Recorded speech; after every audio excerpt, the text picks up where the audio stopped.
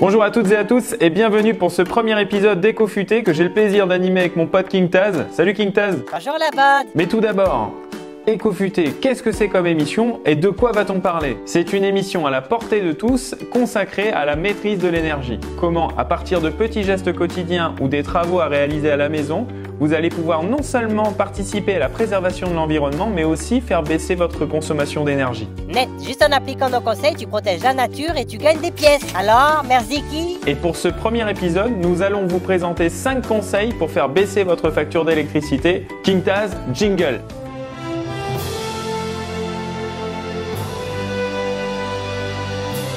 Le top 5 des éco-gestes qui sauvent ta facture d'électricité.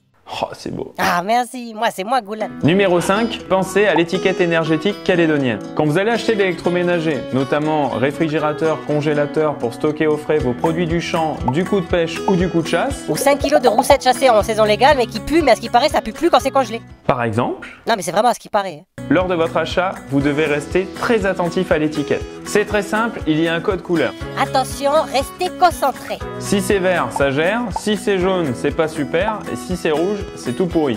Vert, jaune, rouge. Ah, Concrètement, les étiquettes rouges, c'est pour les appareils les moins performants. Ils sont souvent aussi les moins chers à l'achat, mais sur le long terme, ils consomment plus et s'avèrent donc plus coûteux.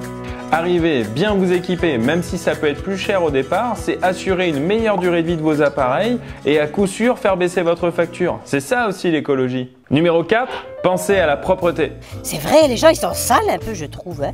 On n'y pense pas toujours, mais la poussière et la saleté, quand ça s'accumule, ça gêne l'évacuation de la chaleur des appareils qui monte alors en température, consomme plus et ça fait vite monter la facture. Numéro 3, débrancher pour économiser. Ça veut dire que je débranche ma télé ou... Non, mais gardez en tête que lorsque vos appareils restent branchés ou sont en veille, ils continuent de consommer. Le mieux, c'est de tous les connecter sur des multiprises munies d'un interrupteur et de les éteindre complètement quand vous sortez. Mais il faut garder en tête que penser à couper l'alimentation électrique d'appareils inutilisés peut faire économiser jusqu'à 10% de la facture d'électricité. Numéro 2, cuire au gaz, c'est mieux. C'est pas toujours intuitif, mais préférer les plaques au gaz plutôt que l'électrique, c'est faire un vrai geste pour l'environnement. Exactement. Par exemple, si vous voulez faire un nem chinois maison, eh bien, à cuisson identique, il vous faut 3 fois plus d'énergie fossile pour cuire votre nem chinois avec des plaques électriques qu'avec des plaques au gaz. Hé hé, faut le savoir. Hein. Et enfin, numéro 1, tranquille sur la clim.